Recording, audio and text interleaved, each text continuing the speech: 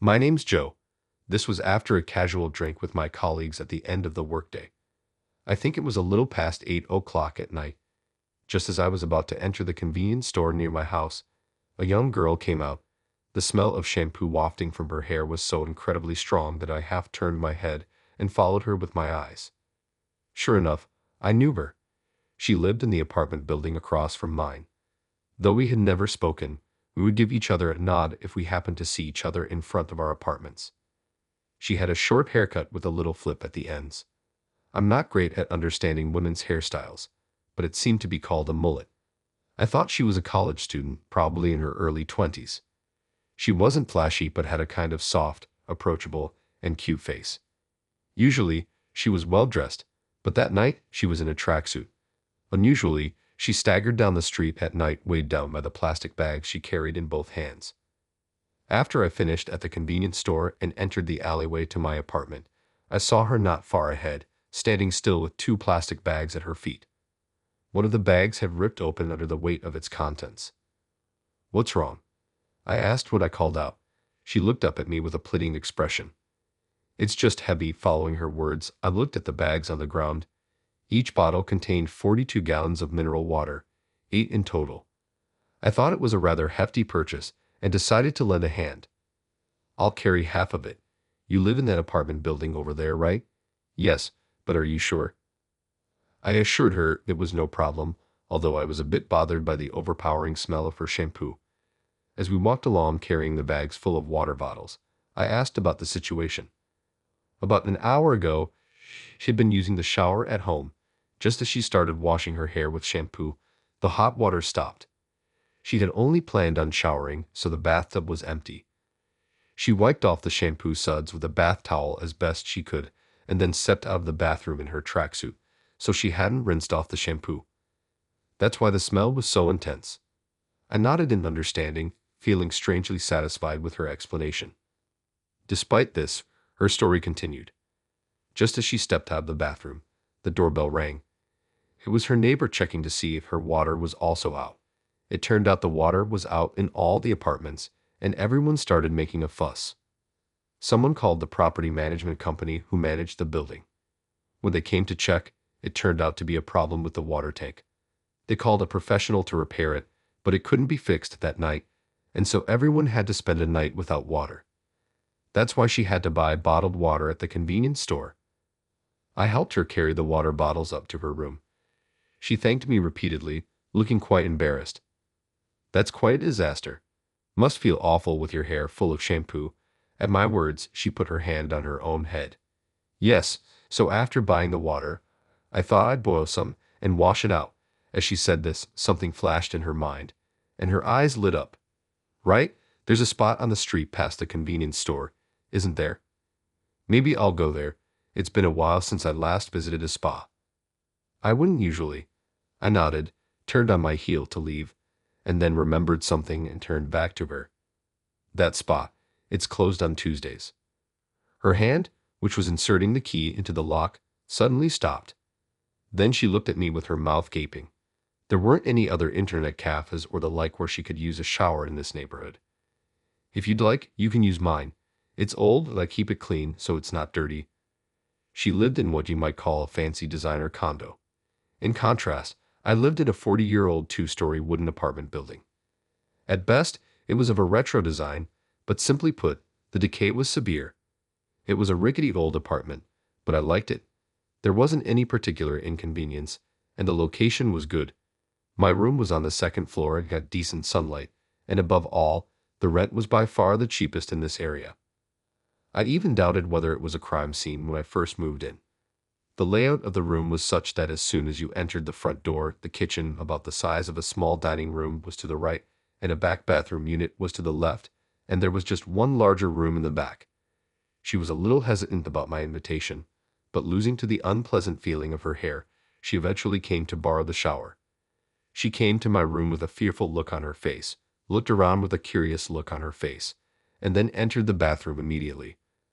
I heard the sound of hot water running and pitter-pattering from the shower. I felt as though I was listening to a sound I shouldn't be hearing, so I turned on the TV in a hurry. "Thanks to you, I feel refreshed. I'm glad I could be of help." Exchanging these words, I saw her off from the doorway. A few days later, in the area where my apartment is located, there was a prior notice that due to power supply tightness, a planned power outage would be implemented for about 2 hours from around 7 o'clock p.m.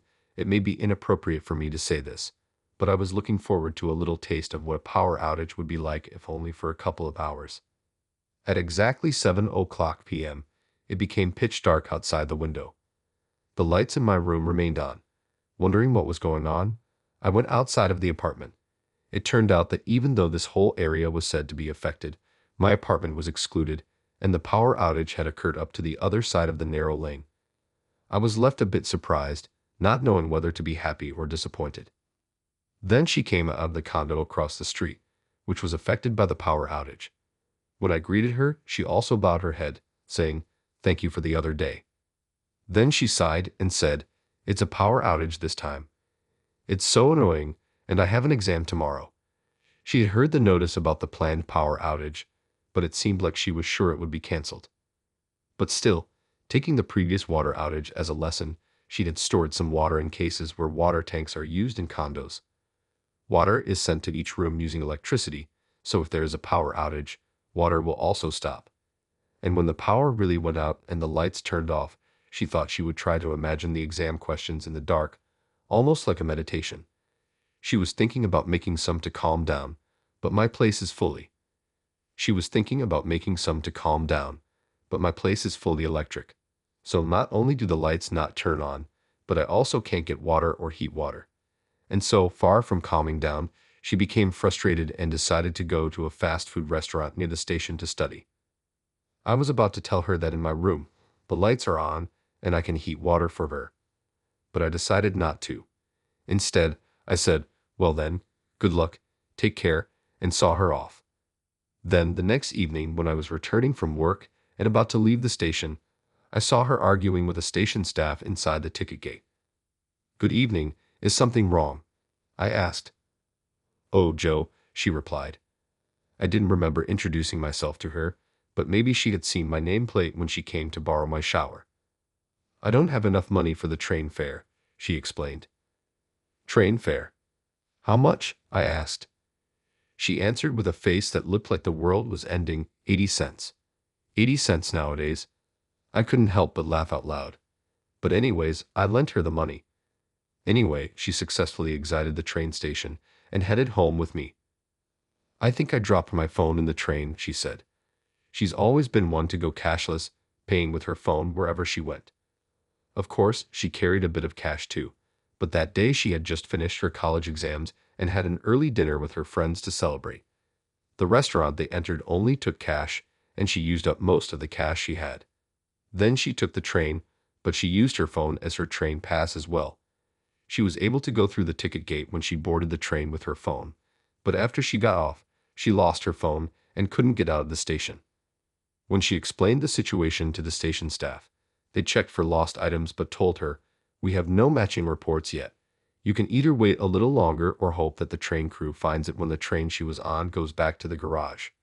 Regardless, she had to pay the train fare. It was okay to self-report the station she got on at, I suggested. She should have just said she boarded from the next station, but she honestly answered. As a result, the fare from that station was 80 cents more than what she had left in her wallet.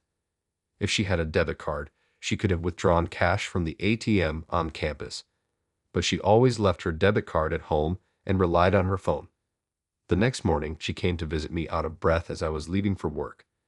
She had withdrawn cash from the ATM at a convenience store last night. Since she didn't have a landline at home, she searched for a public phone in the neighborhood and just contacted the railway company. Then she found out that her phone was stored as a lost item. "So, I'm going to go pick it up now," she said, running off. Then she came back to me as if she remembered something and paid me back the 80 cents I lent her yesterday. Watching her leave, I couldn't help but laugh. I felt like I had become her angel or something. The next weekend, while I was shopping at a nearby supermarket and checking out, I spotted her at the next register. She was unlearned, paying with her phone again. After checking out, I approached her at the batting station and spoke to her. "Hello, are you shopping?" I asked. She looked surprised for a moment, but as soon as she recognized me, she smiled and said, "We've been running into each other a lot lately, haven't we? Maybe we just didn't notice each other before. We might have been passing by each other all the time." We left the supermarket and walked home together. "Lately, I've been really unlucky," she said, looking up at the sky and shaking her shoulders back and forth in a bored manner. "I'm really fed up. I failed my college exam, made a mistake at my part-time job, and got scolded, and the other day when I was walking on the street, I even got pooped on by a crow." I chuckled through my nose. Hey, we all have times like that. Suddenly, she got an idea and said, "Hey Joe, can I use your kitchen today?" I said okay, but asked why. She answered that the reason she hasn't been lucky lately is because of the apartment she's living in. Since she moved there, she feels like her luck has turned bad. "I'm not good at cooking, but I'm good at making omelets. But the apartment I'm living in is all electric with an induction heater," she explained. She said that with an induction heater, she couldn't make an omelet the way she wanted. I thought blaming it on the tools was a bit much. Maybe it's a kind of exorcism. If I can make a good omelet with gas, maybe I'll move to a place that's not all electric, she said. I didn't expect the word exorcism to come out of her mouth. Sure, why not give it a try? I'll taste it for you. The omelet she made turned out overcooked and hard, far from delicious. Several more days passed. A major hurricane was approaching, and the company ordered us to finish work early. Just after 4 p.m., I left the office and got on the train for home. As predicted, the weather was threatening, with strong winds blowing and ominous thick rain clouds hanging in the sky. I did some shopping at the usual supermarket on the way home and hurried back to my apartment. When I got there, she was sitting alone in a squatting position in front of my door. "What are you doing? Is something wrong?" I asked. She looked up with a sad face and told me that a group of friends from her college club, who she was very close with, had organized a mixer a few days ago. She found out today that she was the only one not invited. She said she felt left out. What a foolish thing to worry about. "Well, that's youth for you," I said, laughing off the situation. "Anyway, the wind is getting stronger and it's starting to rain. The storm is coming. You should go home, or would you like to come in?" To my surprise, she said she would like to come into my apartment. The storm was getting closer, and the wind and rain were intensifying. My 40-year-old, poorly constructed apartment was making all sorts of creaking and groaning noises. She looked anxious the whole time. She probably has never heard such noises in her fancy apartment. "Are you going to eat with me?" "I'm making fried rice for dinner," I called out from the kitchen. She happily accepted the offer and came to the kitchen. I placed the frying pan on the gas stove, added some oil, and started tossing in the ingredients one by one. With a swift backward pull, I tossed the fried rice in the air with the pan. "Wow, you were good." "Can I try?" she asked. I handed over the pan to her, who was very motivated. She shut the pan. Once the fried rice in the pan didn't budge, with a serious look on her face, she tried it again, putting more strength into it. The fried rice leaped out of the pan, scattering around. "Oh no, it spilled out," she said. "Let me do this," I offered. I gently pushed her to the back of the room and resumed cooking. Then we sat across from each other at a small table and ate the fried rice. Thanks to the storm, the room was noisy with all the creaking and groaning. "Have you lived here for a long time?" she asked. "Well, I'm about to renew my lease for the third time, so about 6 years, almost 7 actually." "Why do you ask?" I responded, looking up at her. She seemed lost in thought. Then she pulled out her phone and showed me the screen. It was a horoscope. "It says a time of many troubles. Reconsidering your current environment might be beneficial." "Do you believe this kind of stuff?" I asked. "Well, not necessarily, but it's kind of on my mind. Some things do come true," she replied. Now I understood what she was trying to say. She had previously mentioned that her recent streak of bad luck might be due to her current apartment, and now this horoscope suggests she should reconsider her environment. The first thing that came to her mind when she thought about changing her environment was her apartment. She may be wondering if she should move or not, and so out of curiosity, she asked me how long I've been living here. The other day it was an exorcism, now a horoscope. I realized she was surprisingly superstitious. "So, are you thinking of moving?" I asked. "How did you know? Are you a clairvoyant? She responded. What's a clairvoyance? So she's not only superstitious. Well, why not? A fresh start can be a good thing. Maybe you should consider moving? I suggested. I guess so. Maybe I really should move after all. She seemed to be still struggling.